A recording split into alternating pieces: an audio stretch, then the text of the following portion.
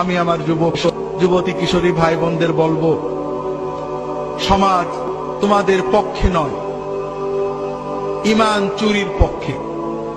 পিতামাতা তোমাদের ছেড়ে দিয়েছেন, তবে অন্তত নিজেদের ভবিষ্যতের দিকে তাকিয়ে, দুনিয়ার ভবিষ্যৎ আখিরাতের ভবিষ্যতের দিকে তাকিয়ে নিজেরা সাবধান হও।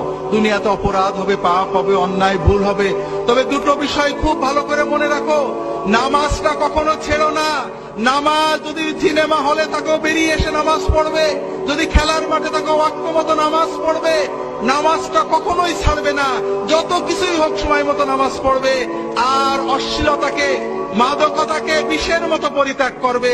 এই দুটো বিষয় যদি তুমি ঠিক রাখতে পারো, ইনশাআল্লাহ অন্যান্য ভুল ত্রুটি তওবা করবে, ভালো হবে, খারাপ হবে, এই নামাজ তোমাকে আল্লাহর পথে টিকিয়ে রাখবে।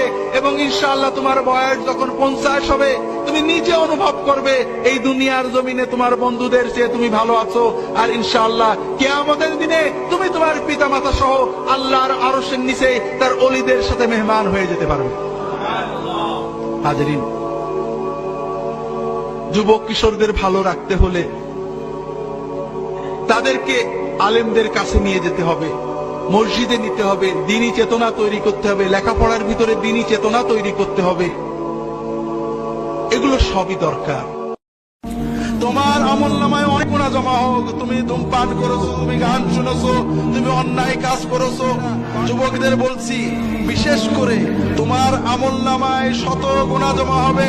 যৌবনের উচ্ছলতা, উচ্ছৃঙ্খলতায় কিছু পাপ হবে, হতাশ হওয়ার কিছু নেই, তবে নামাজ কাজা করার পাপ যেন তোমার আমলনামায় কখনো না ঢোকে। যত গুনাহ করবে আল্লাহর কাছে কাঁদবে, আল্লাহ আর করবো না, তৌফিক দাও। আবার হয়ে যাবে, ভুল হবে, নিয়ত করবে, চেষ্টা করবে, কিন্তু নামাজ কাজা করবে না। খেলার মাঠে ছিলে, ক্রিকেট খেলা দেখছিলে, টিভির সামনে ছিলে, সিনেমা হলে ছিলে, যেখানেই থাকো না কেন ওয়াক্ত হলে নামাজটা আদায় করবে।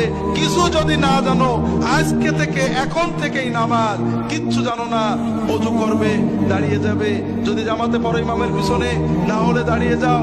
দোয়া কালাম জানো না, যেখানে জানো না, শুধু আল্লাহু আকবার অথবা সুবহানাল্লাহ বলো, অথবা লা ইলাহা ইল্লাল্লাহ বলো, এটাতেই নামাজ হয়ে যাবে, তুমি 16 আনা সওয়াব পেয়ে যাবে।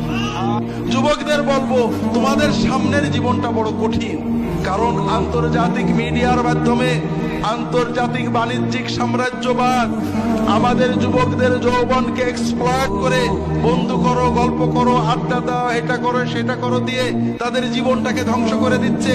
যৌবনের 35-40 বছর বুঝতে পারবে না যে কি হারিয়েছো, যখন 60, 70, 80, 90 যাবে তখন বুঝতে